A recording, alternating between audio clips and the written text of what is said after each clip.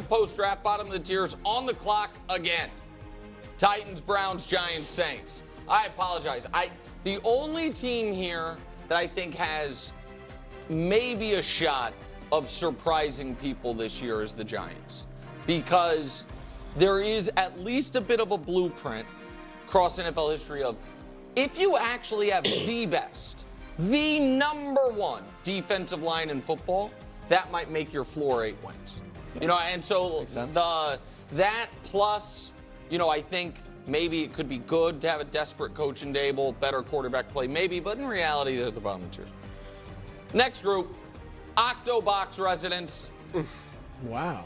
And by that I mean, are you gonna watch these? You know how you're gonna watch these games? In Octobox, small little corner up there. It's like, oh, there's the Colts. Oh, how's Justin Fields doing today? Not getting solo screens. No. Tell you that much right now. Apologies, Seahawks. You lost my guy Gino. The Jets, I like what they're doing, but they're a bit of a reset. Just said the quiet part out loud that they don't really actually deeply watch all the games. I'm not saying it. They said it. That year, the Colts quarterback is either going to be Daniel Jones or an MC. Falcons, I like the weapons. We'll see about Penix. And Wilds is rooting for Bryce. Yes. But Me too. Coach is rooting for Bryce as well. Going streaking, Cowboys, Steelers, Dolphins. They're all trying to break really mortifying streaks for 3 dynastic franchises. Like, the Dolphins had a mini dynasty. They went to 3 straight Super Bowls, 1 back-to-back. It was 50 years ago. It's almost how long since they've won a playoff game, which was almost a quarter century ago. The Steelers, the only team with a longer, I think, playoff losing streak than the Steelers is the Dolphins. And the Cowboys, obviously, haven't won multiple playoff games in a season in 30 years. Next, actual sleepers. So by that, I mean this. Well, we'll get to what the other sleepers are in a moment, I should say. But if you have the guts, the courage to pick any of these 4 teams, much less multiple of these 4 teams, I think Wilds might pick 3 of these 4 teams to make the playoffs. You get real sleeper bragging rights, because these are teams that don't have real expectations this year. They don't have a lot of buzz. I know that they are somewhat show favorites, oddly enough, but those would be actual sleepers, and I think 2 of those 4 are going to be in the playoffs next year. Wow. Which 2? To be discussed later. I know. Pretend sleepers. This is going to be people are going to, you won't believe who I have making the playoffs. The Cincinnati Bengals. Yeah, okay, buddy. Yeah, we get it. Guys, no one's going to have this take, but this is the year that someone dethrones Patrick Mahomes. Actually, everybody has that take, and they've had it for 3 or 4 years in a row now. So I'm not saying any of those teams can't or won't make the playoffs. I'm saying you don't get sleeper credit for that. It's like filling out 7 March Madness brackets and be like, I had that upset. You had all the upsets. Not a real sleeper. Hot seat. Not necessarily just coaches here. Either a coach or a quarterback for all 4 of these teams is under massive pressure. For the Bucs, I don't think it's fair. But Todd Bowles is perennially seemingly on the hot seat. I think he's a good coach. I think he's proven he's a good coach. I think they've exceeded expectations the last couple of years. But you read the local Tampa Bay Times. Is that what it is? Yeah, Tampa Bay Times. Thank you. And it seems like man, it's about time for the Bucs to win a playoff game. Is it? Maybe. I guess they won one a couple of years ago against the Eagles. For the Bears, obviously his job wouldn't be in jeopardy, but there's a lot of pressure on Caleb. Now, Wilds is going to put a lot of pressure on Ben Johnson because he doesn't like the tush-push quote, but I think most people like Ben Johnson. There is real pressure on Caleb to show what he showed throughout his brilliant high school and collegiate career. I don't know why you're laughing. It's just what it did.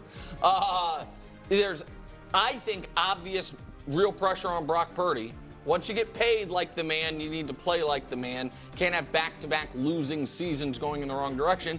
And again, this is going to come from Wilds, but there's going to be intense, sneaky pressure on Kevin O'Connell.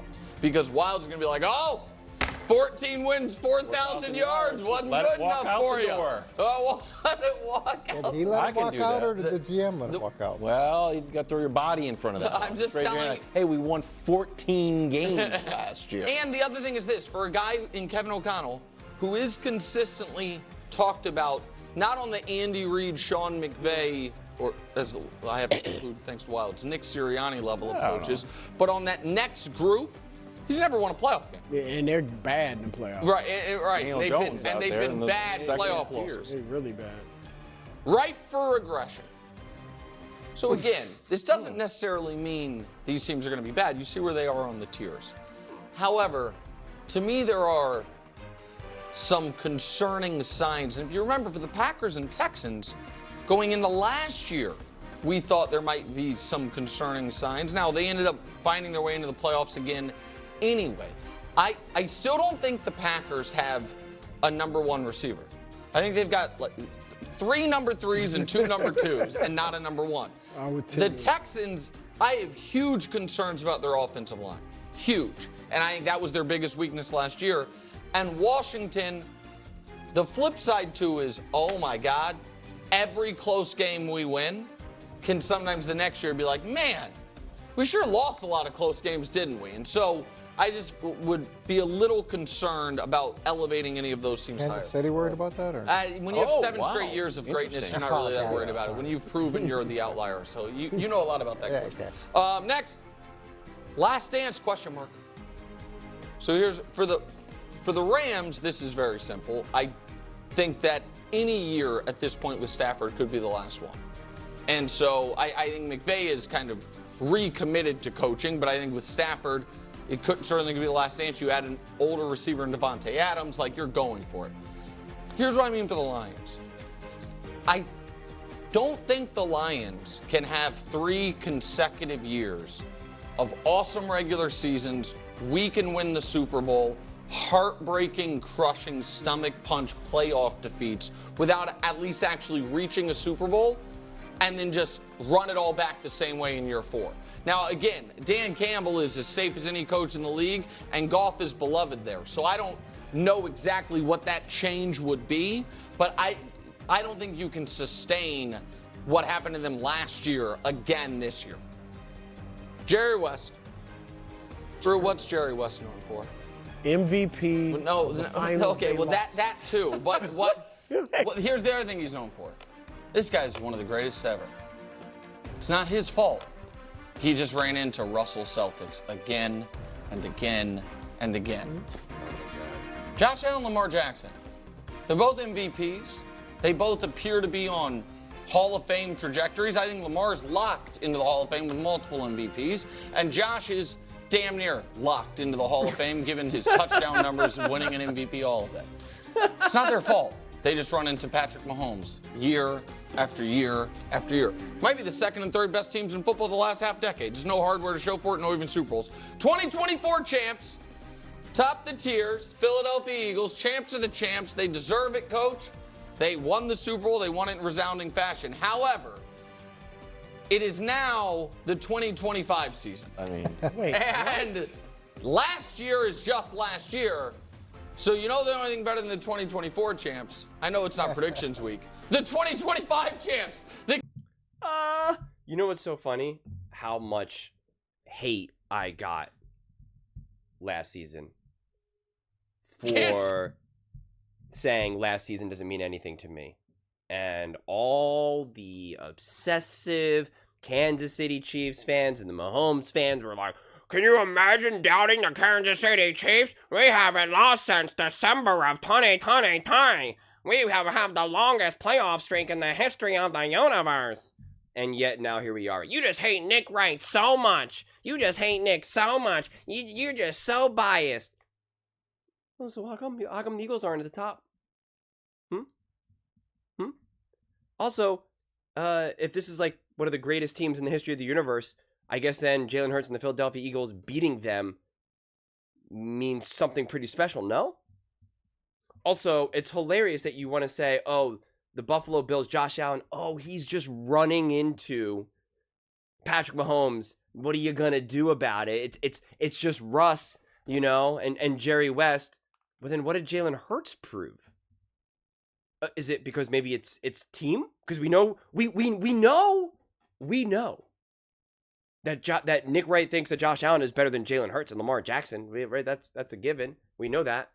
But yet, when talking about these quarterbacks in this situation, it's just Josh Allen just ran up against Patrick Mahomes. Nothing to do with the team.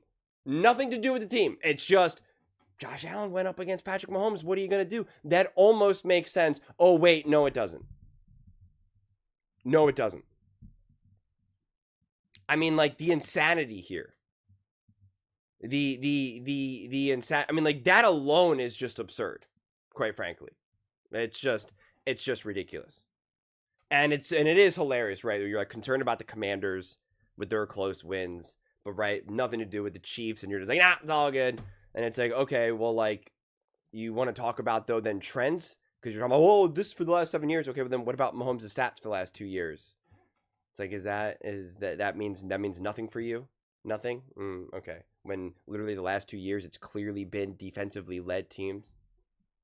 We're still really hanging on that performance of 2018 and 2019, and it's like, okay, whatever you say. It's kind of hilarious. It really, really is. And it's so funny because even a team like the Chargers and the Broncos, like, he has to hate those teams more than he hates like Brock Purdy and the 49ers, so he has to put them even like below that. I mean, oh my god. So ridiculous. It's like just such a mess. And then again, pretty much saying like you're not going to watch the Falcons play with Michael Penix. You know, first year starter who played great in his first 3 games last year. Like, that doesn't interest you. You don't want to see what happens with Sam Darnold and the Seattle Seahawks? Really? I'm watching those games. I'm taking notes for those games. I'm excited. I'm excited to see what Daniel Jones does with Shane Steichen. I want to see if Bryce Young has saved his career. Bring it on. I do not believe that Justin Fields and the New York Jets are going to succeed. And I'm going to watch it. And I'm going to be like, yep, just what I thought. Wow, brother. Oh, brother, oh, brother, oh, brother. I do not think the Raiders are actual sleepers. I think they're a legit team, so I don't think they're sleepers at all.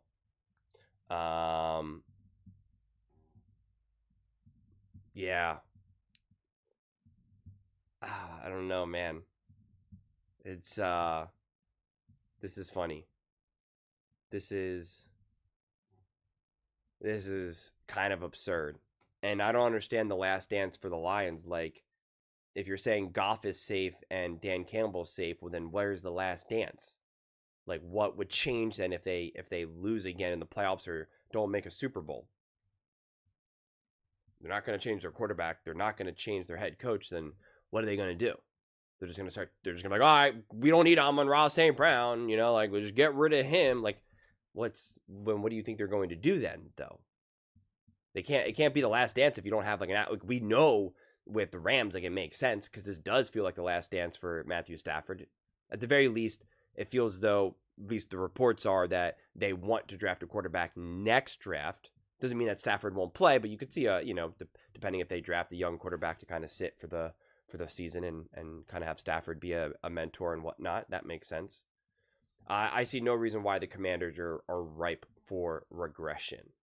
And same thing even with the Packers. The Packers had a really inconsistent year because of injuries. They were never able to really find their footing. And if anything, they were able to make a lot out of nothing. So regression, if anything, it's the opposite. And quite frankly, it's like, no, we were able to still win despite us being able to play our best football. Like, here we are. So, yeah. And I don't understand. We're putting the Rams ahead of the Commanders. Like, I don't know. I understand the Lions because the Lions have been a great team, and I know Commanders fans are going to be like, we demolished the Lions last season, and this is where this is a tough one because we are forced to use last season as a reference, obviously, but I don't like to do that. As like, I'm forced to do that more this time around than I normally like to do. Right? When we're at week 4 and we're watching these teams, I could care less about what happened last season. It means 1,000% nothing to me. I mean, like, that's why I kept getting in fights with the Chiefs fans when they were just like, oh, we're back-to-back Super Bowl champions. I was like, I don't care. What the heck do you think 2022 has anything to do with 2024? It has nothing to do with anything. And it was just like, it was cartoonishly hilarious that they couldn't like wrap their head around it. And you still use obviously last season as a reference to a degree, but like at the end of the day, it doesn't matter. Not to mention these teams are changing, like the Commanders with Debo, the 49ers losing Debo, the Chicago Bears gaining Ben Johnson, the Minnesota Vikings have JJ McCarthy. Like there's a lot of moving pieces here. A lot of moving pieces. But I'm bringing up the Broncos and I'm bringing up the Chargers. I would bring up the Bengals, but I just do not trust that team is just such they are the definition of a poorly run franchise, man. They really are. We use clown show way too loosely these days. They're the definition of a clown show. The Dallas Cowboys are a better run team than the Cincinnati Bengals. Yeah, I stand by that. I think the bottom teams, I'd be moving up the Falcons. Again, this is where it's so hard because so many teams have made such specifically strong changes. Falcons new quarterback, Steelers new a lot, Cowboys new head coach, Colts completely new team, Jags new coaching staff, Patriots new coaching staff. You know what I'm saying? Like, even this year, if I was really being as grounded as possible, I would put the Chiefs, the Eagles, the Bills, and the Ravens as the top 4 teams, like in the same tier. Because again, I'm not using last year as a reference when I'm saying that. And I'm still putting them in that top 4. I know it's crazy. That's why I know I'm the biggest Kansas City Chiefs hater by putting them at the top 4 equal with those other teams. I know it's crazy. It's madness by me. And then I'm going to put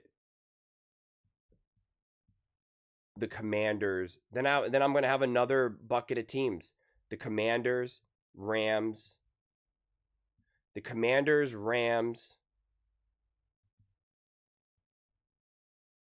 Chargers, and Broncos. Because I believe in the continuity there. I have question marks about the Lions losing their coordinators, but then I would have them in the next group. I'd have the Lions, the Packers, the Bears, and the Vikings. I'd have that whole division again together to be like, there's been specific changes here. So as of right now, going into that next season, like, let's see what you got. And then I have I'd have like the 49ers and the Texans as kind of the 49ers, the Texans, the Bengals, and the Tampa Bay Buccaneers. The Tampa Bay Buccaneers don't fit the category that I want to give them in terms of the title. It would be like, show me what you got. Like, let's turn this thing around here. And I don't think that's necessarily true of the Bucs, but I think just in terms of like where the actual rankings would be, I'd have to put the Bucs in there. And then I'd maybe even actually put the Raiders in that category as well as the show me what you got. But obviously with those other teams that I mentioned, they have more continuity. They're more established. Yeah, and then that's really as deep as I'm going to go right now. I mean, like, what am I supposed to do? Again, I believe that the Patriots will turn things around. I think that I'm actually a lot higher on the Jags, as I mentioned before, the Falcons and whatnot. But like at this point, it's like once we get to those bottom, what is it, like 10 teams or so, it's like I don't know how I'm supposed to even remotely rate the Panthers right now. Okay, the Saints, it's just like what am I like? I would be really just be making stuff up.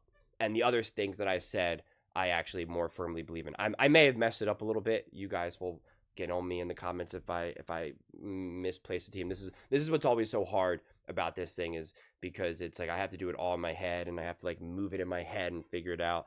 Sometimes when I'm more prepared, when I know that this is coming during the regular season, I'll pause it and make my own list, and then I'll say it out loud, and it's a lot more smoother. But I should have known that he was going to do this when